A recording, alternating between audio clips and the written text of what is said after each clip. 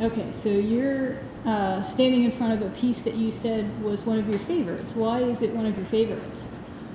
This one actually has, you could barely see them from here, but they have those little tiny antique pins. They're not tiny, they're actually they're like gigantic, old-fashioned safety pins or laundry. I think they were laundry pins, actually. They have numbers on them. They used to put them on clothing.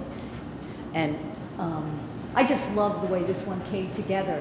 And one of the things that is important to me in many of my shows is audience participation in some ways. Sometimes it's a lot of participation, sometimes it's contributing to the piece in some way. So in many of the shows, I will actually ask people, when they're sent invitations, to bring their favorite plastic bags, their special ones, to donate to the piece, donate to the cause, and then those pieces, those bags, become sewn in to the next, segment of the ever-changing installation.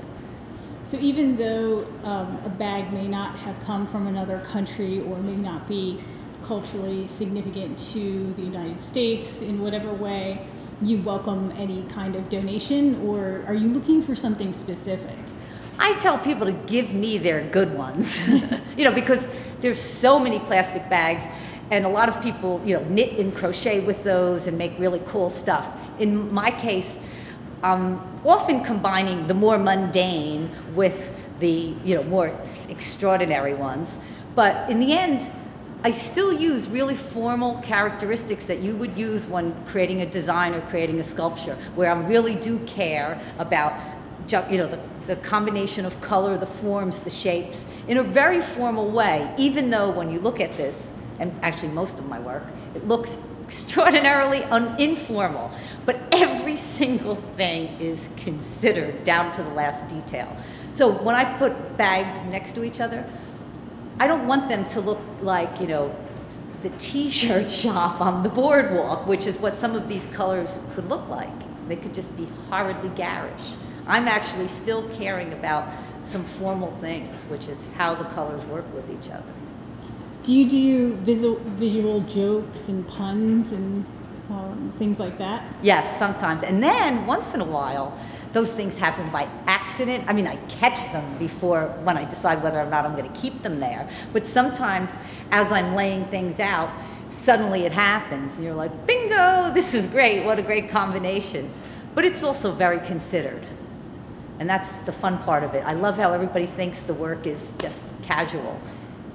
And it never is. That's why they say, oh, I could do this. A 5-year-old kid could do this. It also is a little difficult to sew them because I use really different thicknesses. Sometimes they're really thin, sometimes they're really thick, and I've improved. And I also sometimes want them straight, but sometimes I want them to be more organic. And, my ideas change as I go, too. So are the pins in this pins that you got from your mother and grandmother, or are they pins that you discovered or people donated them to you? These particular pins I just actually found in a sale with used stuff, and they said they were laundry pins, so I love that. And it was a splurge for me because I usually recycle everything. It's a big deal for me to actually purchase something. Kind of goes against the purpose of just reusing. I wish I'd gotten more, actually, because they're really cool. So if you would show me one, I can focus in on it.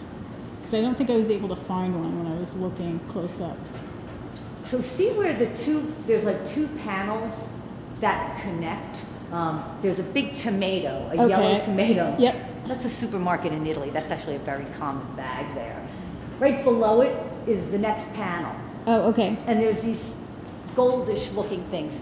I picked the number 22 because I like that number. Okay, so it looks like it's an oddly shaped pin, almost like a diaper pin, but with a large tab at the end. Yeah, and they have a number on it. So everyone in this grouping had number 22. So I guess when people, I don't know how this works, but when people would have brought their laundry or dry cleaning or whatever in, they would have that number, I suppose, or they must have been used for some kind of organizing.